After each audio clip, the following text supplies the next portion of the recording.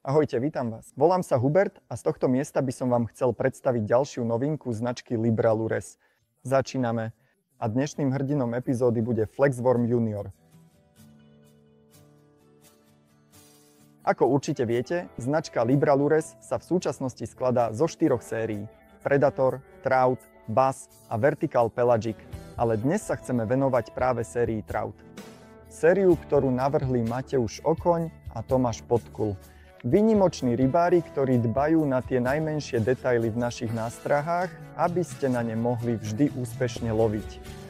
Flexworm bol zmenšený, bol navyše odľahčený na 65 mm, ale čo je dôležité, jeho hlavné prednosti sa nezmenili, teda výnimočný materiál, z ktorého sú nástrahy zo série Trout vyrobené.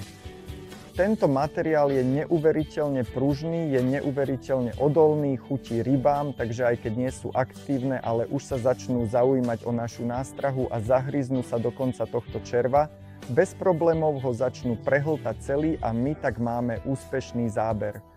A čo je super, aj po ulovení ryby sú odolné voči mechanickému poškodeniu a vďaka tomu, aj keď už rybu chytíme, môžeme bez problémov ďalej prechytávať to isté miesto s tou istou nástrahou.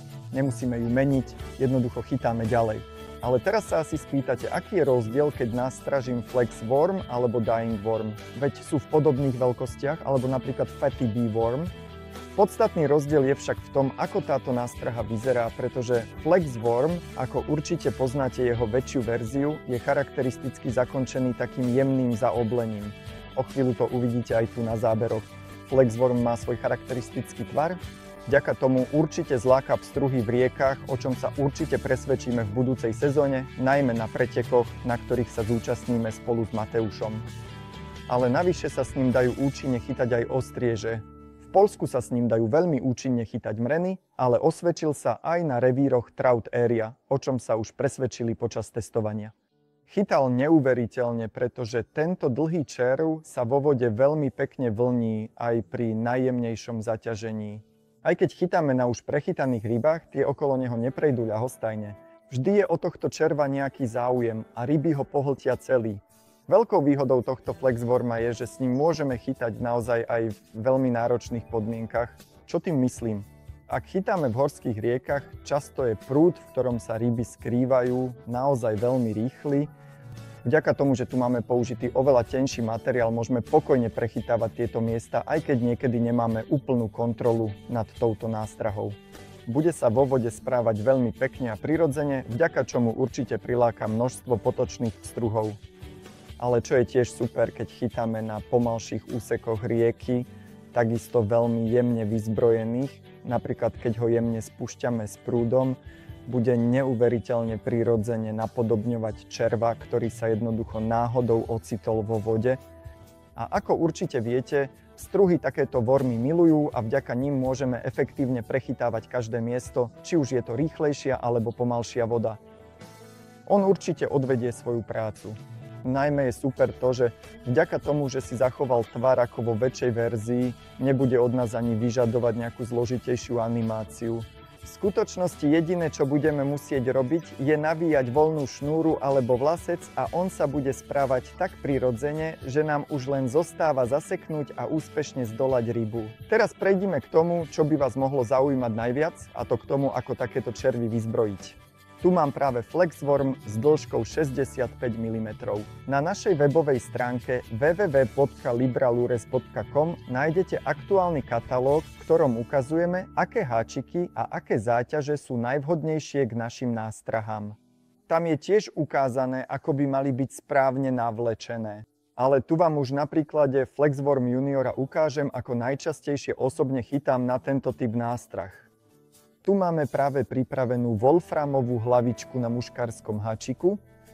Prvá otázka, ktorá sa môže objaviť je, prečo wolframová hlavička? Poprvé, keď chcem chytať napríklad na 1-gramovú wolframovú hlavičku, je oveľa menšia ako olovená hlavička. Vďaka tomu takáto štíhla nástraha vyzerá oveľa krajšie. Jednoducho. Druhá vec je, že keď používame wolfram, pri náraze o dno vydáva charakteristické klikanie. Takéto klikanie môže veľmi účinne lákať pstruhy, ale aj ostrieže.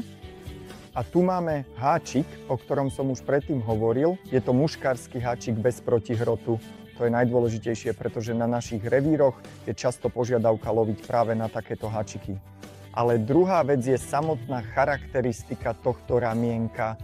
Je veľmi dlhý, ale zároveň úzky. Pri tomto type vormov vám obzvlášť odporúčam používať práve dlhé, ale zároveň veľmi úzke háčiky. To spôsobuje, že takýto háčik vďaka svojej dĺžke môžeme správne navliecť do nástrahy a to, že je úzky, zabezpečí, že keď sa ryba zaujme našou nástrahou, háčik sa bez problémov dostane do jej papule a my ju môžeme efektívne zaseknúť a, čo je najdôležitejšie, aj zdolať. Tu už mám pripraveného flex worma a spomínanú hlavičku. Vezmeme si toho červa, prepichneme ho z tejto strany a pomaly nasúvame na ramienko háčika. A tu už je flex worm navlečený. Takto to vyzerá. Prepichneme z tejto strany a je super, že tu máme pekný prúžok, ktorý nám ukazuje, kam by mal približne siahať háčik. Teraz sa pozrime, ako sa táto návnada správa vo vode.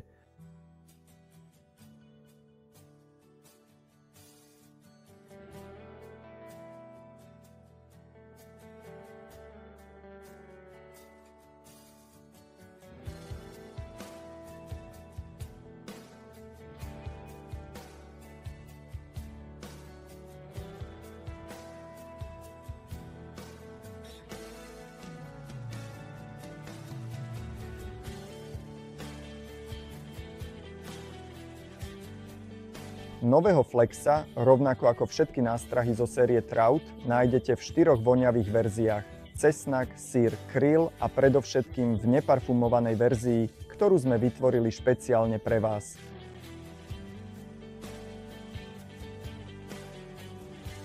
Z tohto miesta by som vám chcel poďakovať za pozretie tohto materiálu. Ak sa vám to páčilo, povzbudzujem vás, aby ste dali like, prihlásili sa na odber tohto kanála a predovšetkým by som vás chcel pozvať na už spomínanú stránku www.libralures.com. Tam nájdete nielen náš katalóg, ale aj fotografie nástrah, ktoré pre vás pripravujeme a čoskoro budú dostupné na kúpu. Navyše vás pozývam na Facebook, Instagram, účet na X, ale aj na účet na TikToku pre poľskú aj anglickú verziu. Dúfam, že sa vám tento materiál páčil rovnako veľmi, ako sa mne páčia nové Flex Wormy Junior. Musíte mi veriť, spôsobia pri vode veľký rozruch. Dovidenia pri ďalšom videu.